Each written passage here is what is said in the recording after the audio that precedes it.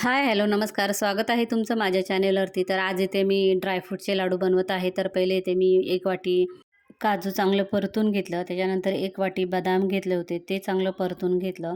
मग मगज बिया, सूर्यफुलाची वॉटरमेलन बी, नंतर अशा सर्व आपल्याला जे भेटतात, त्या बिया सर्व आणल्या होत्या आणि त्यासुद्धा चांगल्या परतून घेतल्या आणि मिक्सरला बारीक करून घेतल्या.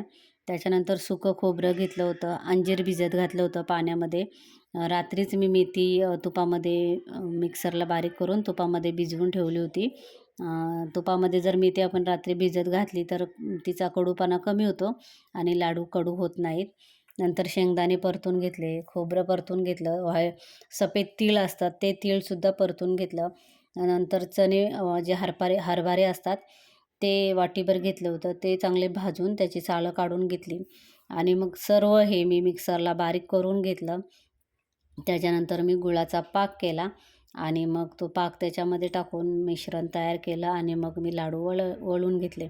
तर आता ज्यावेळेस मी पाक करायला घेतला तर नेमका मोबाईलमध्ये हँग झाला माझा मोबाईल. त्याच्यात स्टोरेज फुल झालं. मग जो पाक केला तुम्हाला मी तो शूट नाही करता आला. मग मी त्याच्यामधलं सर्व डिलीट केलं आणि मग नंतर मी पुढं शूट केलं. तर आता इथे मी डिंक ते सुद्धा तुपामध्ये चांगलं फुलवून घेतलं. मग ते मिक्सरला बारीक करून वाटून घेतलं. हे सर्व मिश्रण मिक्सरला बारीक करून घेतलं आणि मग पाक करून लाडू वळून घेतले.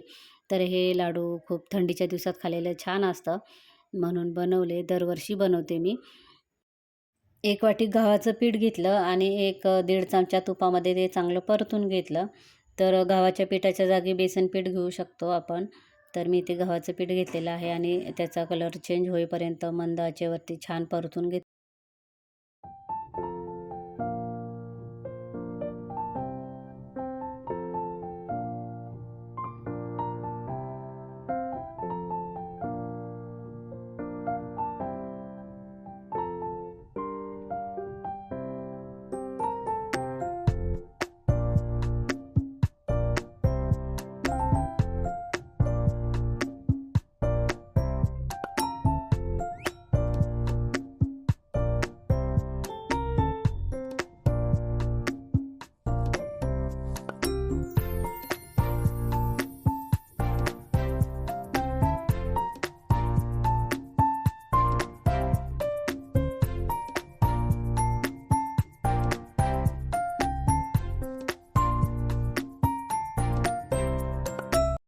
तर सर्व मिश्रण मी ते 1 वाटी, अर्धी वाटी अशा मापाने घेतलं होतं.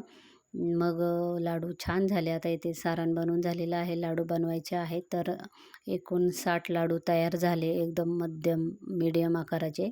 जास्त मोठे नाही, जास्त छोटे नाही. एकदम मध्यम आकाराचे 60 लाडू झाले. मग मी ते थोडंसं मुक्ताला खायला दिलं. तिला सांगितलं की कसं झालं आहे विचारलं. तर ती म्हणली, "छान झाले मम्मी." मग मी लाडू वळून घेतले. तर व्हिडिओ आवडल्यास नक्की लाईक करा. बाय.